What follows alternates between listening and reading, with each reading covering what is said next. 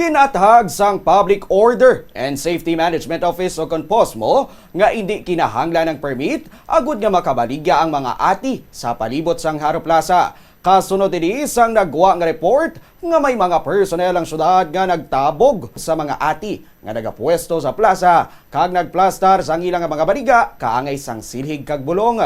Sa interview sang Bomb Radio kay retired Colonel Uldarico Garbanzos, head sang nasamit nga opisina, iya ginpahayag nga ginsaway lang sang ilang mga personnel ang mga ati bangod sang ila pagdala sang lamesa sa sulod sang plaza bangod hindi ini pwede. Sunod kay Garbanzos, wala sila nangita sang permit kundi nag-abiso lang nga mangita lang sang area sa palibot sang plaza agud nga makabaligya. Dugang niya, ginatagan nila sang konsiderasyon ang mga ini para man sa ila palang abuyan, ila binabangod nagahilapit ang kapistahan ni Nuestra Señora de la Candelaria o kanang fiesta sa Haro. May advice na sunod kay Garbanzos nga pwede makabaligya ang mga ati nga may koordinasyon man sa Association of Barangay Captains o ABC, apang ginklaro nga hindi lang sa tunga sang plaza. Ato sila naglatag sang lamisa nila sa sulod sang Haro Plaza, which is nga hindi kagway man to yan na ulat to sila gin pangitaan sang permit. Sila to gin